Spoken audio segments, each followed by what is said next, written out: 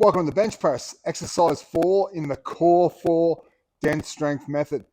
Now let's talk about the bench press. Now, the bench is a upper body pressing exercise, but what I want you to think about or want you to be aware of is pressing your feet into the ground and locking them into the ground and leveraging against the barbell as you're pressing it off your chest is a game changer.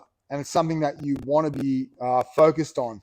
So let me show you as I get myself set on the bench. Now I'm going to have my feet wide apart. They're not going to be lazy at the front. I'm going to have them wide apart. I'm pressing my feet in the ground. And you'll notice when I do press, that my body moves this way. Okay, so as I press, I'm pushing up this way. So as I take the bar off the rack on the bench press and I do a rep, I'm going to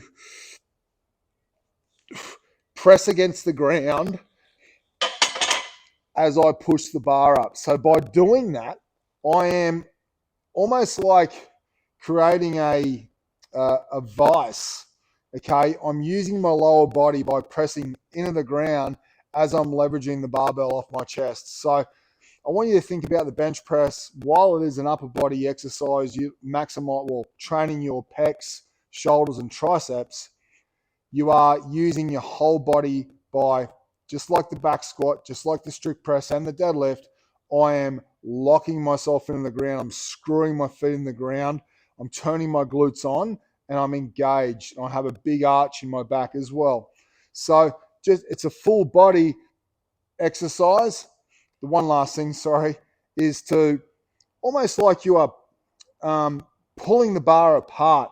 So when you grab the bar, you are going to externally rotate your fists and get yourself set on the barbell so you're really locked in tight. So how does that look? I'll do a set of 5.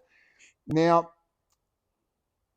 with the bench press, like the back squat, it's almost like the back squat and the bench press are the same, and the deadlift and the press are paired together in regard to the dead stop 1s and 3s on the press and the deadlift. It's always touch and go on the bench for this dense strength method format, okay?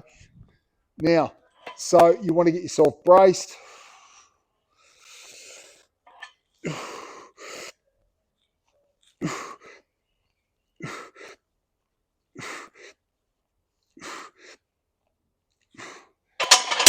Okay, set of 5, and let's just build up to a frisky single, an 8 out of 10 rate of perceived exertion single.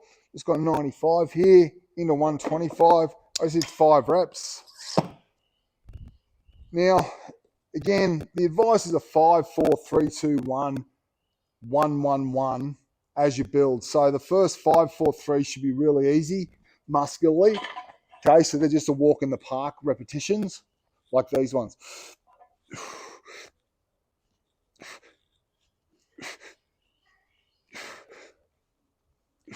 Okay, that was 4. Now I'm going to do either a 3 or a 2 here as I build up. Okay, so we're just trying to build up to a single that's going to be well above what you're going to do for the block for the day. And always do this as a warm-up when you start to get yourself prepared for your dense block of the day. So let's get in for another lift here. The weight is starting to get a little bit heavy, I think.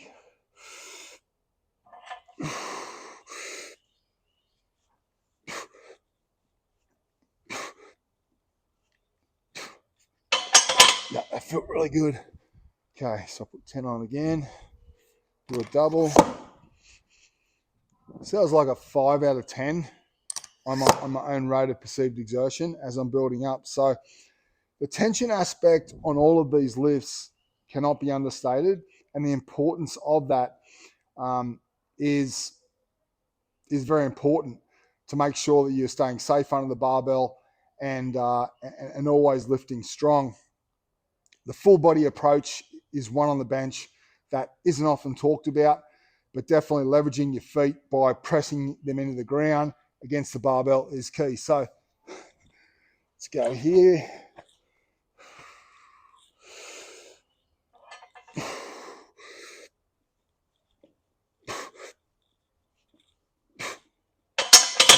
Double. It's about a 6.5 out of 10. We got another 10 build here. So I may as well walk you through what a warm-up block looks like. I've gone 5, 5, 4, 3, 2 now. And I'll hit a single on the build-up.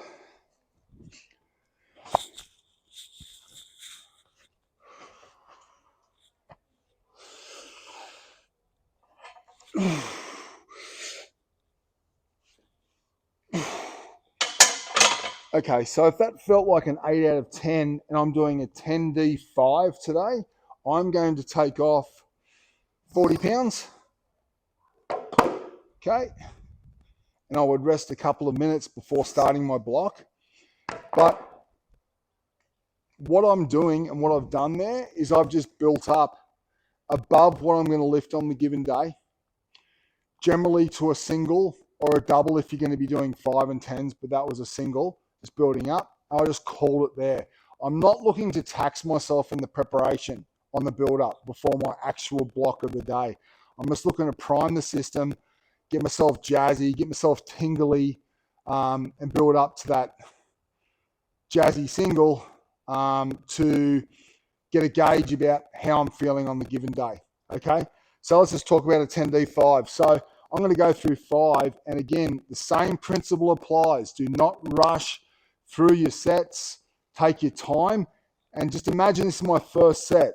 This is how I'm going to approach it.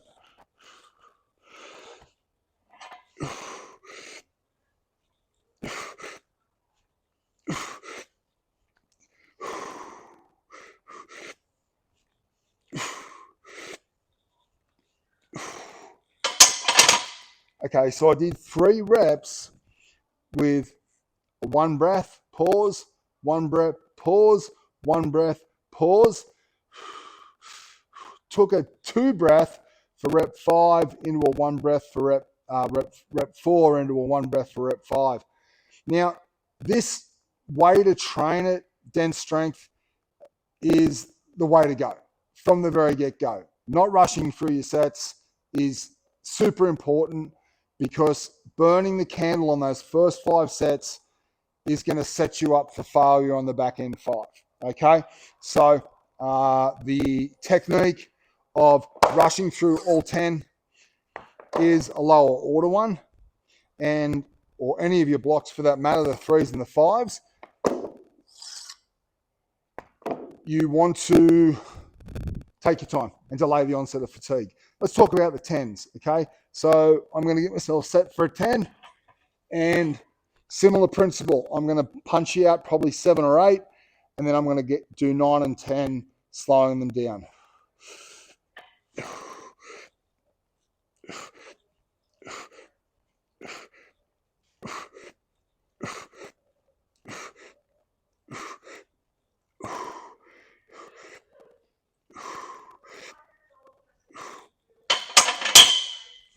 Okay, and there's my 10.